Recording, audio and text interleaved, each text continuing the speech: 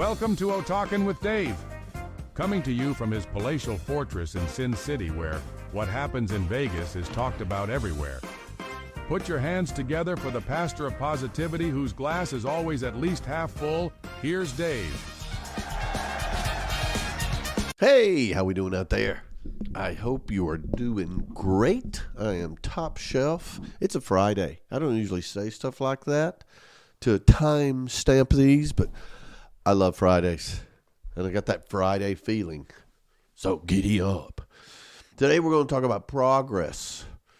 Progress is one of those words that everybody just, you talk about progress and I'm making progress and people just nod. Yeah.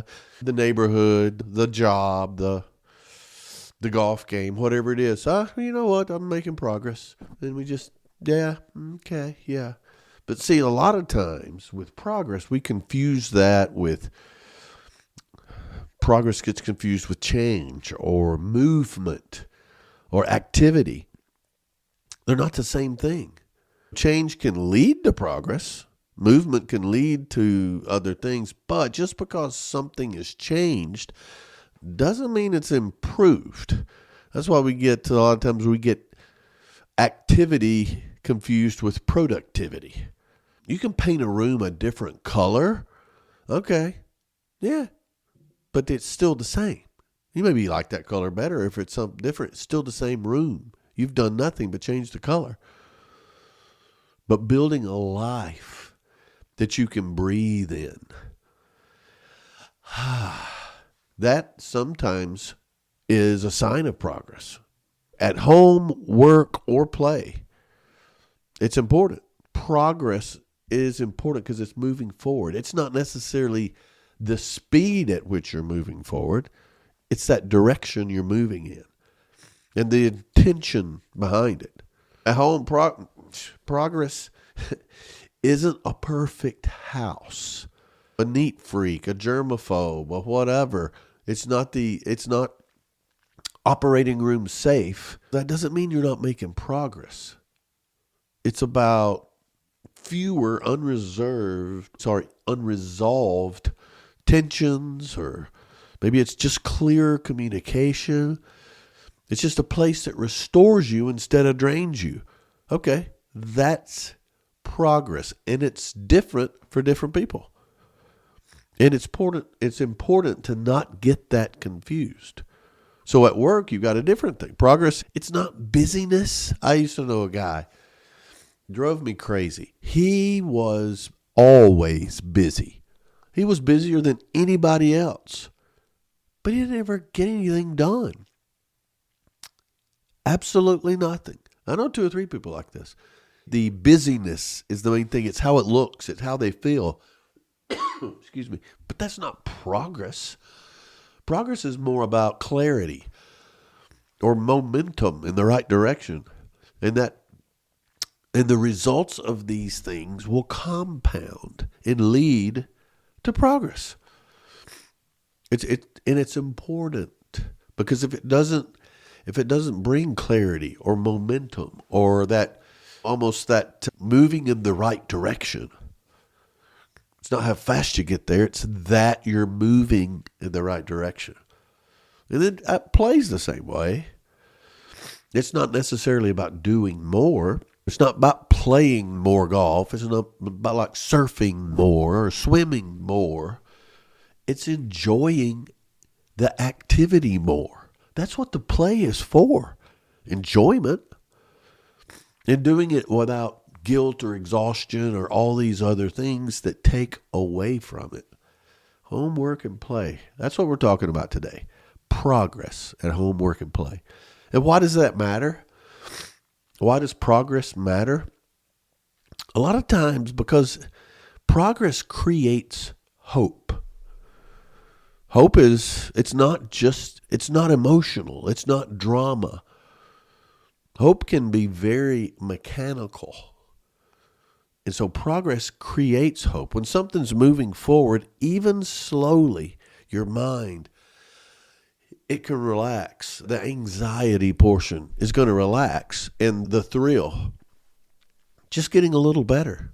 Just moving forward a little bit. And you can go with exercise programs or a diet or some proficiency at home. When it's moving forward, it's better. A stalled car is stressful. A car rolling at 5 miles an hour after you were stranded, that's reassuring. You're still not getting where you want to go, but at least you're not stranded. So progress tells your nervous system, we're not stuck. We're not stranded. Excuse me, that's very unprofessional. I have a tickle cough and a stuffy nose, but hey, we're going to get through this. So progress, I want to repeat that. Progress tells your nervous system, we're not stuck. We're not stranded. So the key thing there, and I've got 5 of them, the reason progress is important, progress creates hope. Secondly, progress restores confidence. Notice restores. Okay, if it has to restore it, that means it's either been waning or it's gone. But progress restores confidence in that confidence doesn't come from necessarily success. Of course it does, but sometimes it comes from evidence that you're moving forward. If you only got confidence for success, but a lot of people would be more confident than others. Getting better is related to progress. So progress, if it can be measured and there's evidence of progress, boom, that's going to restore your confidence. Each little small victory, each little small evidence of improvement is going to build your trust in yourself again because it's proof.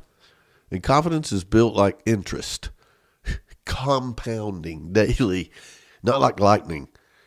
So every little bit, and you can look at your account, and even though it may be pennies or dollars, that's proof, that's evidence that you got progress, and that builds confidence, which is so important. And number 3, progress reduces being overwhelmed. That feeling. Thankfully, I don't have as much as I used to. I know people who get it immediately. That's their go-to. It's never too early to panic. Progress, it reduces that. Being overwhelmed, it's not caused by having too much to do necessarily or too much coming at you necessarily. It's caused by too many unfinished things, too many open loops. That's what does it. I talked in the previous talk about getting so many things up to the 1 yard line but can't get it over into the end zone. That is what progress helps you do. It reduces being overwhelmed because you're finishing things, or you can measure positivity. Progress closes those loops. So it's not as crazy. Now we can talk about planning and preparation and all of those things as well. Those are evidence of progress, or those are steps toward progress, which gives you the confidence. One finished thing calms 10 unfinished things because you got something done. You can hold on to that. Maybe that much, but you have that done. One finished thing calms 10 unfinished things. And depending on your personality, it can even be better than that. So progress reduces that feeling of being overwhelmed. Also, as you do these things and your confidence is restored and you're not overwhelmed as much, progress will sharpen your judgment. When you move forward, even imperfectly, that feedback is going to show up. And that's where the clarity comes in. You don't have to have clarity before you get progress. You don't have to. But progress will lead to that. You gain clarity through that process. And once you have it, that's evidence again. Stillness will lie to you. It will lie to you. Motion, it's going to teach you. It may teach you, yeah, don't do that again. But motion is a teacher. It will build that as part of progress. But Stillness will lie to you. Being stuck, being stranded. And then the final thing, and it's related to that interest analogy, progress compounds. Small steps, they don't just stay small. They create that momentum. They stack up. They reinforce themselves, and they quietly change their trajectory. I can't think of a better example than compounding interest. You can look at all these calculators. You look at when you're 25 or 30 years old, if you just put this little bit back, how that's going to be a little at first. First year's not much. Second year, that's a little more. About third, but over time, wow, look at that. And you're $2 million at 65 if you do this for the next 40 years. What? And a lot of times we'll look at that. If you check your account every day, it's not going to look like much progress. Still, though, it's evidence of progress. And one good decision repeating over and over, it's going to compound. And that's what progress is like. One minuscule evidence of progress, almost like the other one, it beats 10 dramatic resets. Takes away the drama, less overwhelming, but there's proof, and it compounds daily. So that's just a few things. Why we need it, I think we all know we need it. It gets mixed in with everything else, so it's hard to define. That's why you need that proof.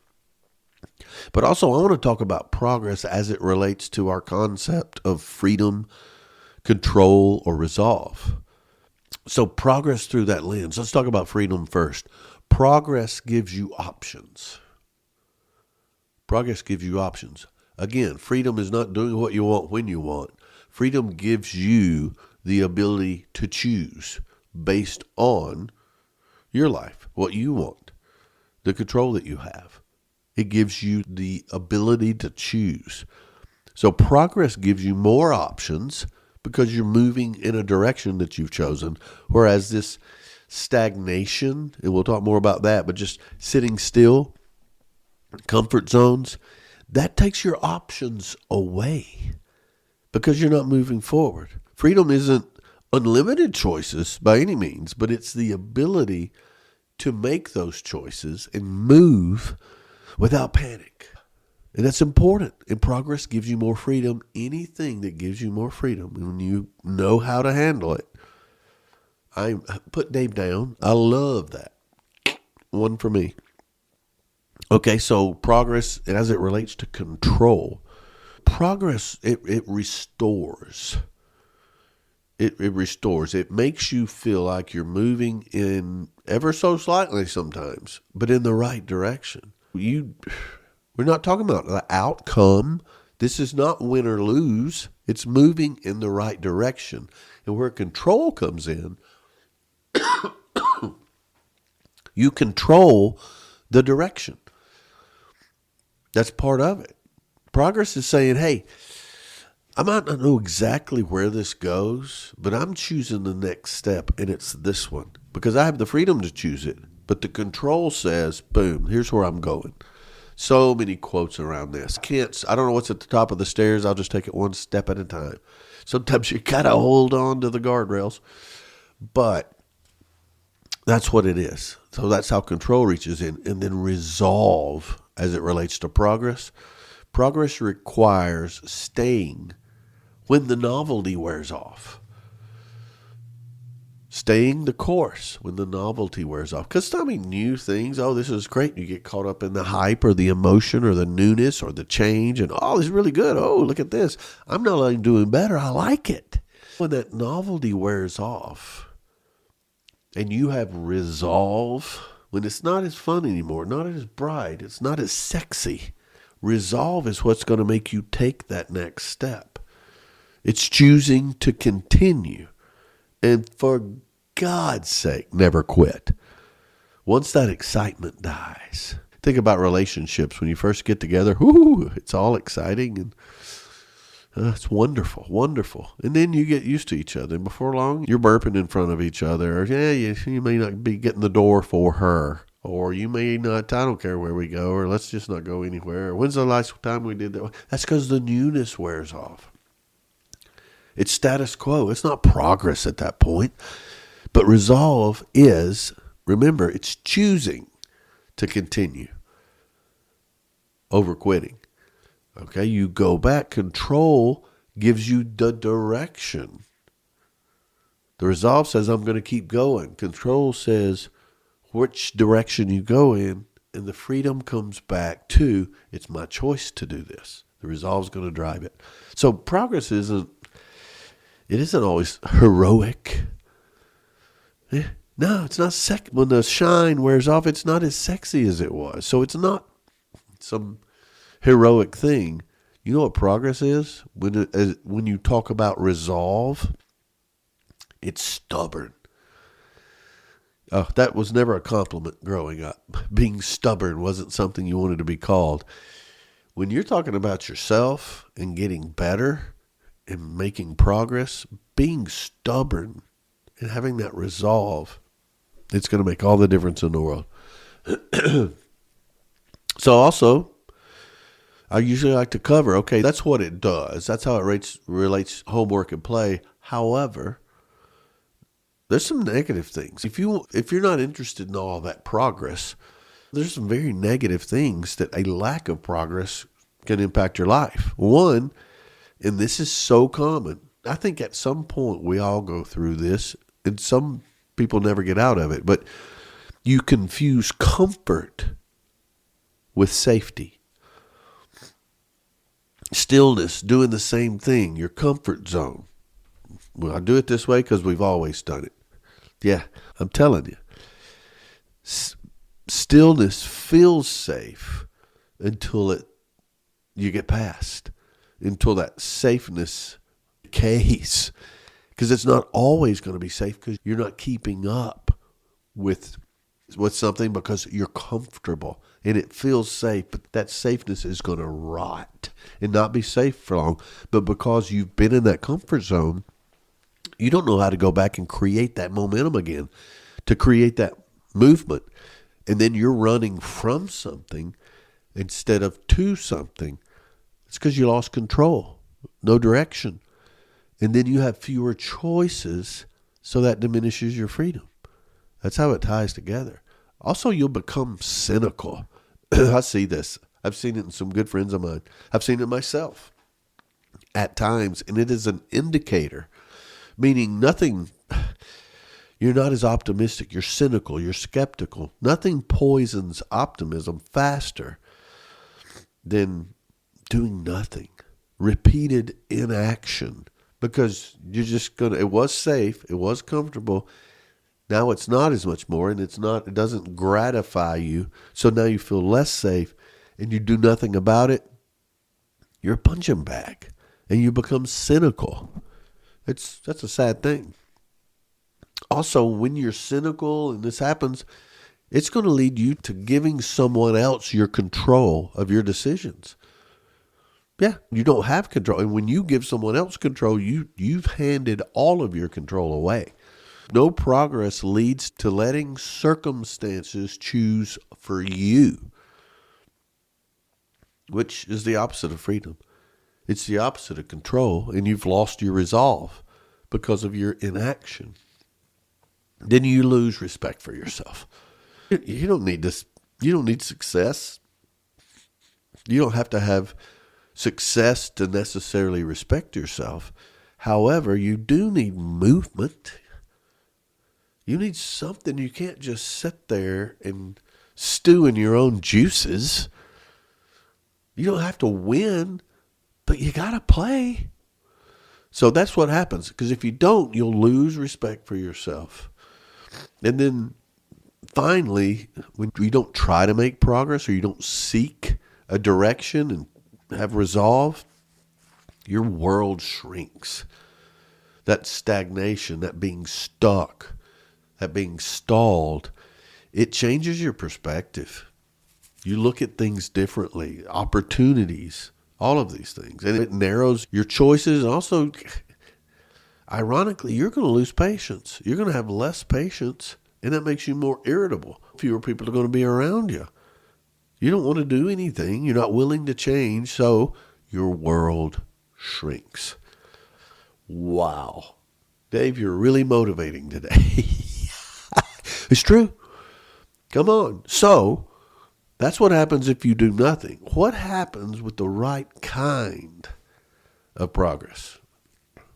Which is basically the opposite of all of this, but then some.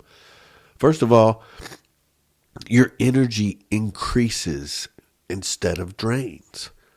A little bit more makes you want a little bit more. Ooh, I'm closer. That was unattainable at this point, but now I'm closer to it. I'm making progress. So now my energy is increasing. I can actually see it happening now.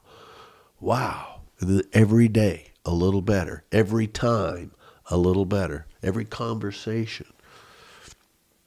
So energy increases instead of drains.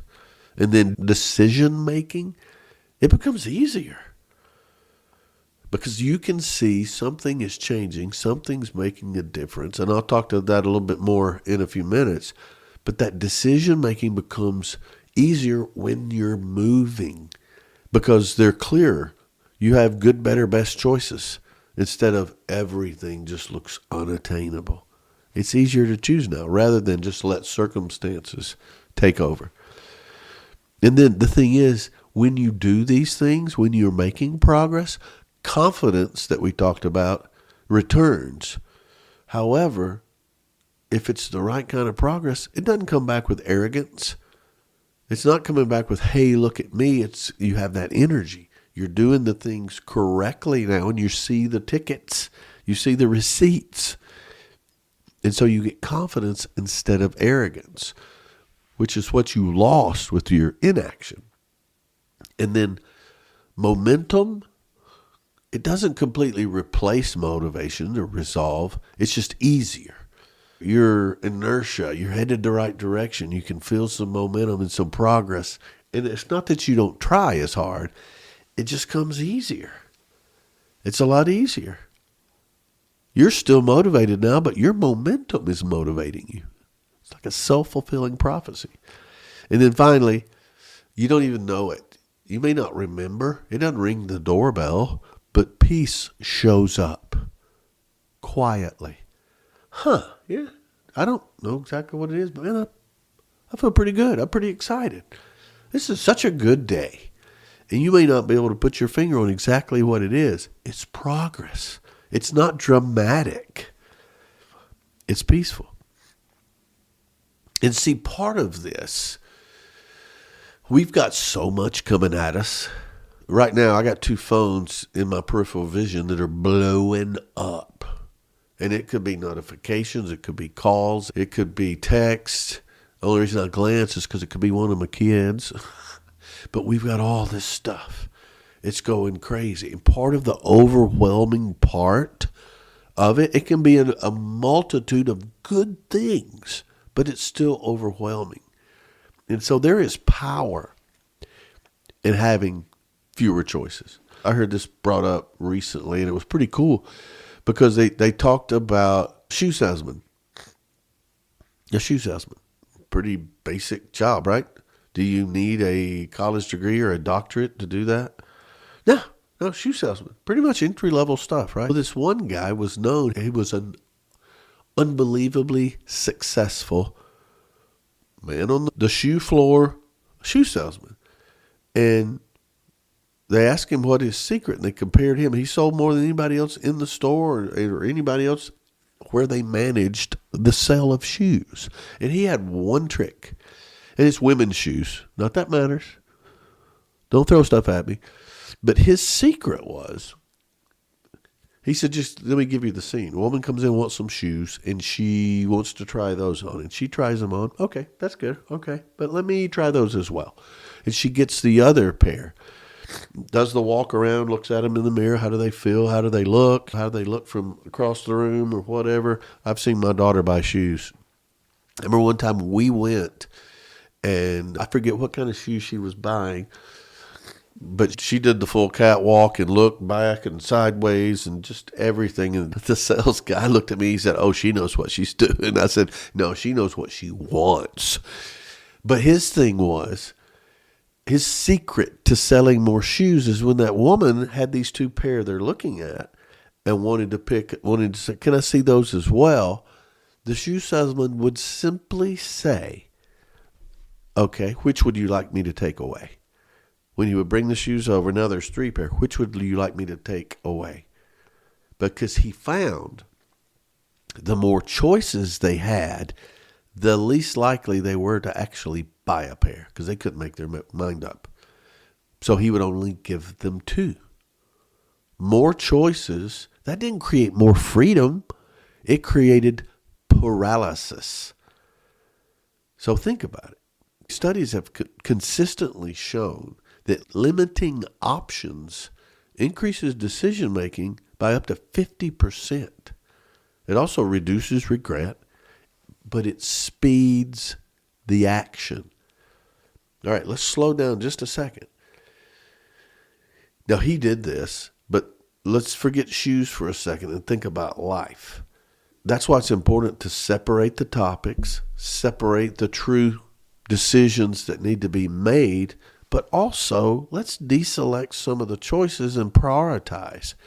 And this guy, if I gave him 2, they acted 50% more often. They were glad of proud of their choice, but they did it quicker. So now he's on to the next one, where you've got this other guy, he's got shoes all the way around somebody, and finally they just said, well, just let me think about it. Because too many choices, it triggers things.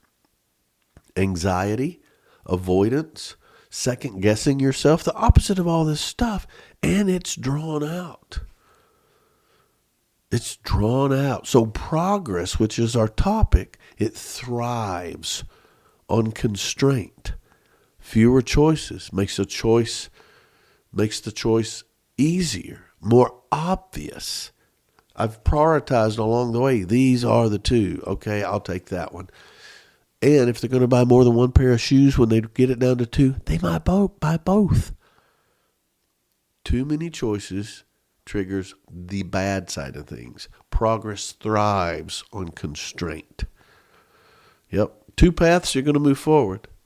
10 paths, you're going to freeze. I once knew a person where they were an okay driver, but when you get from a rural community to maybe the freeway or the interstate where you go from 2 lanes to 4 lanes to 6 lanes to 10 lanes, crippled. The lanes were the same size, but it crippled this person. Because it's all you got to do is stay in your lane or pick 1 or 2. Don't look at all of them. It freezes you. Same way with progress. It's not about picking the perfect option, the perfect pair of shoes, the perfect lane on the highway. It's about picking a different direction and committing long enough to learn it. It might not be a different direction. It could be the sticking to the same one long enough to learn it. Don't quit. You may be quitting right before the clarity comes. Don't quit. You can stop, but don't quit. So hopefully that makes sense. So steps toward progress that will actually work, not just talking, not just finding something to pat your back, pat yourself on the back for. So what are the steps? Mountain Dew, please. Thank you. So steps toward progress that actually work. First of all, just like we just said, reduce your choices. What are the 2 best options right now? Either may be progress, but now you're choosing one and you have more confidence. Choose one imperfect step, which means your progress doesn't require uncertainty or perfection, just the courage to take it. And so choose one imperfect step, meaning, all right, I'm going to go for it. It may not be, I'm 60% it's going to be the right thing. Take it. Just try it. It's not going to kill you. And it may work out. That's going to give you more confidence for the next one. So reduce your choices. Choose one that's not perfect. Let's just try it. And then measure it. And don't measure outcomes. Measure movement. You may not be able to win today, but you can make progress. And you can adjust after that. But movement? Did you advance in the direction that you wanted to in a way that it counts? And then track it. You can. It's like that small little interest compound. It helps over time. Then the fourth thing is finish something. It can be something small. We talked about it before. Finishing one thing reduces the stress of not finishing 10 things. Completion fuels confidence. Finish something. Get something across that goal line. And then repeat before you reassess it. Most people quit during that learning curve and they don't get there. They don't get the lesson. So they quit during the learning curve, not during the failure point. And I think a lot of this is psychological in that they don't want to fail, so I'm just going to quit. You didn't learn anything. And sometimes you don't fail. They quit before they fail. If you'd have just stuck with it, you would have made it through. And you'd have learned something, and then you would have had progress. So that's several things there. I'll hit them again because I think they're important. Reduce your choices. Don't have shoes all over the floor. Choose one imperfect step. It doesn't have to, hey, let's go with 70% good. All right. Measure it. Not the outcome, but the movement. Finish something. Even something small, but finish it. And then let's keep trying before we just totally say, oh no, it's the wrong direction. Let's stop. The learning curve is sometimes in the mistakes or more long-term than you're willing. So progress is not dramatic. It isn't come pounding the door down with a trophy saying, you made it. No, it's not dramatic. It doesn't announce itself. And it does, honestly, it doesn't always feel good necessarily, but it's honest. It is honest. It's that quiet decision to move forward without any guarantees. And that scares the crap out of some people. Yeah, but it's progress. And it's that discipline of, like we talked about, of fewer choices, but more clear direction and that steady resolve. All right, here we go. It's my two best. I'm going to pick this one. And I'm going to win or I'm going to learn. Either way, that's progress. So to me, a lot of people think progress is a breakthrough. It's not a breakthrough necessarily. It's a starting point that you can measure where you are compared to that. It's almost a new beginning. That's a little corny. It's a benchmark.